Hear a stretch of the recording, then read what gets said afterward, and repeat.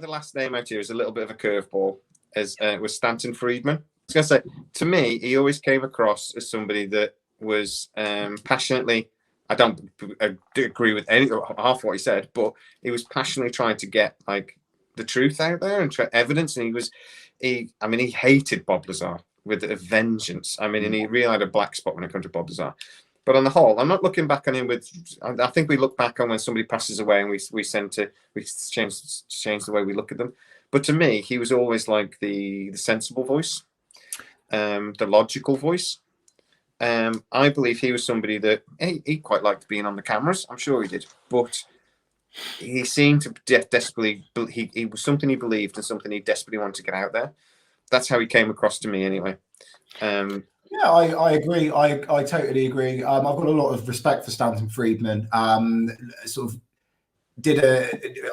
with regards to the Bob Lazar stuff. Obviously, in our Bob Lazar episode, he came up a number of times because I don't know if he hated Bob. He did say that he was a bright individual. He didn't speak entirely negatively of him, but he didn't believe a word he said, did he? I know he did. He put out something once and did have to issue a retraction. Because he got some information wrong, but the fact that he was willing to admit a mistake and put out a retraction only, to me, shows that there was a lot of authenticity there, and I think he was somebody, in pursuit of the truth. So I was massive respect to the guy. I grew up watching Stanton Friedman on the original History Channel ones late in the evening, in the early 2000s and what have you. Well, I've gone back before that, to be honest with you. But he was always there, and it was always nice to know that he was a nuclear physicist. He was obviously very well. It was very credible. If anybody can class themselves as a ufologist, it would probably be him. I think he paved the way for a lot of people. He probably paved the way for people like Greer, etc., etc. But actually, he's got better credentials probably than anybody else who's out there who's talking about it. And just because he didn't believe Bob doesn't mean that I'm anti. I'm anti Stanton Friedman. I think that he's the reason why. He's the reason why we all know about Roswell. Yeah. Without Stanton Friedman, right? If he was the one who dug into Roswell and brought it back to life. Because before that, it was in the papers. It was known for 10 years. And for 20 odd years, it completely died. Yeah. And he was the one who went back and looked at the evidence, spoke to people, and he was the one who brought that to the forefront. And now if you turn around to say anybody, whether they're into UFOs or not, they know what Roswell is. I don't think there's anybody, in the UK or the US that doesn't know what Roswell is. Do you know what I mean? So, if there's a UFO encounter that they think a UFO lands, they always call it. Well, that's the British Roswell. That's British Roswell. Yeah, Roswell. That's the Arabian Roswell. Yeah, it's a lot of people owe him a lot. I think. Yeah, and I think in this community, I think as well. Going back to what I was saying a minute ago about us and you, Jamie, searching for the truth, and that's our kind of modus operandi. I think that was Stanton Freeman's as well. Yeah. I think really. Let's be honest. There are reasons not to believe Bob, whether you believe him or not. If you are really honest and you look at the story, there are problems with his story. Spencer brought a lot of them up in the episode that we did actually on Bob Lazar. And, he did some fantastic research, Spencer did, into this. But watch the episode and you'll see what he was talking about. Because I know you're the same, Jay. You look at it and it's like sometimes you believe him and sometimes you don't, and then your opinion is transient, it can change, and I'm like that with Bob. I went into the episode being 100% behind Bob, did the research, and then went actually I don't fully buy into this, and then I watched another interview with him and I was like, actually he seems to be really, he's got a lot of conviction in this interview, and then more stuff. I'm a flip-flopper with Bob, but it's not because I'm a flip-flopper by character. It's just he's a tricky person in a tricky situation. Well, the problem is he says some of the things he said just doesn't make sense. So some of the things, when you look at the timeline of things, he's like, oh, you were at two universities at the same time?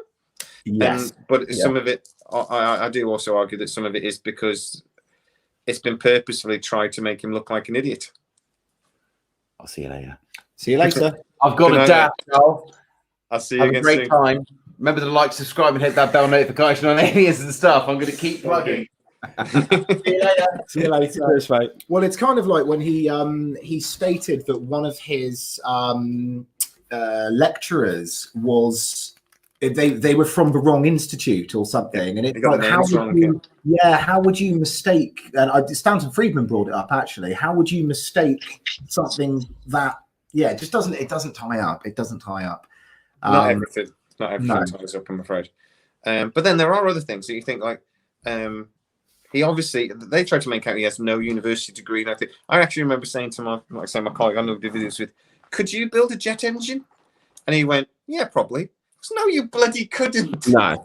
You couldn't build a jet engine. He must have some engineering background. Yeah, it's not like back then you could just go onto Google and type in how to build a jet engine and buy all the bits and pieces off of eBay and Kendall. That exact point in our video. Yeah, true. Unless he's sat there in the library day in, day out and just miraculously managed it. It isn't plausible. It just isn't plausible. So there's something there. There's definitely a history as well over the years of the three-letter agencies trying to discredit people for coming out and talking against government or against themselves, not just in ufology, but in anything, by trying to say actually they're stupid and they're not educated and they've made up their credentials. There's a history of them doing that. And I think they probably did do that with Bob. I think there's probably also a little bit of an element of maybe Bob exaggerating some of his qualifications, or not maybe qualifications, but experience in certain places to get a job.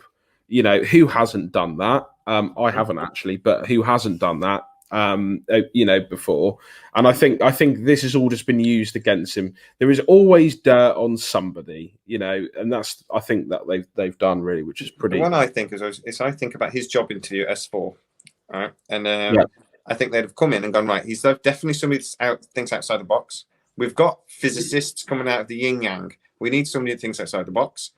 He's definitely does that. He's definitely going to come at this with a different attitude. And if he goes and tells anybody, can we discredit him? Go, yes. Yeah, true. Well, let's give him a shot. Let's see what he comes up with. People always bring up the cat house situation, don't they? And and say, well, that automatically discredits him. I don't think that discredits him in the slightest. I think it added credentials to me. Yeah, it's what. I don't understand why, and this is me who had a very sort of not anti-Bob, but a very skeptical eye, shall we say, in our episode. But it's irrelevant. You can be a purveyor of cat houses and still be working on top secret technology. They're mutually exclusive. He was in front of a judge saying, "I went to MIT and I've got a degree in this, this, and this," and the judge went, "We've got no evidence of that." And he said, well, I was. Because, look, and they're just if you don't tell me the truth, you're going to prison. And you look at Bob, he wouldn't do well in prison. No.